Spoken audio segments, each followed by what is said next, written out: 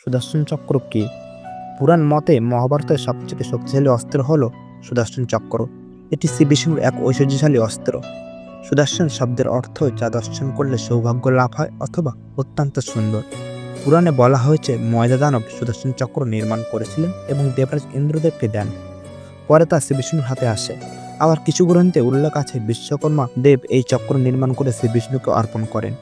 শ্রী বিষ্ণুর দশম অবতারের মধ্যে শ্রীকৃষ্ণ অবতারে এই চক্র সর্বদা তার সঙ্গে ছিল। শত্রুকে ধ্বংস করতে ছুঁড়ে দিলে এটি কখনোই লক্ষ্যভ্রষ্ট হয় না। আঘাত করার পরে আবার স্বয়ংক্রিয়ভাবে শ্রীকৃষ্ণের হাতে ফিরে আসে। এই সুদর্শন চক্রের গতি এতটাই দ্রুত যে চোখে দেখা প্রায় অসম্ভব। মহাভারতে এটি প্রায় 3 বার ব্যবহার হয়েছে। প্রথমবার শিশুপাল বধের সময় যুধিষ্ঠিরা রাজসূয় যজ্ঞে শিশুপাল বহু অপমানজনক কথা বলেছিলেন শ্রীকৃষ্ণকে।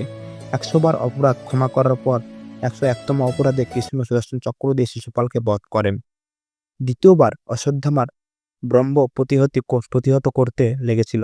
কুরুক্ষেত্রের যুদ্ধ শেষে অশ্বত্থামা ব্রহ্মাস্ত্র নিক্ষেপ করলেন, শ্রীকৃষ্ণ তার সুদর্শন চক্র দিয়ে সেটি প্রতিহত করেন।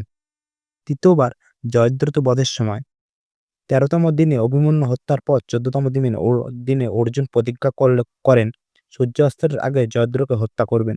এই কথা শুনে জয়দ্রথ লুকিয়ে যান। শেষ মুহূর্তে শ্রীকৃষ্ণ সুদর্শন চক্র ব্যবহার করে সূর্যকে আড়াল করে এবং সূর্যাস্তের মতো একটি দৃশ্য তৈরি করে। এটি দেখে জয়দ্রথ বেরিয়ে আসে। সেই সুযোগে অর্জুন তাকে বধ করেন। সুদর্শন চক্র কেবল একটি অস্ত্র নয়, এটি ধর্মরক্ষা ও অন্যায় দমনের একটি প্রতীক। আর এইরকম ভিডিও দেখতে চাইলে ভিডিওটি লাইক করবেন, চ্যানেলটি সাবস্ক্রাইব করবেন এবং কমেন্টে লিখবেন জয় শ্রীকৃষ্ণ। দেখা হচ্ছে পরের ভিডিওতে।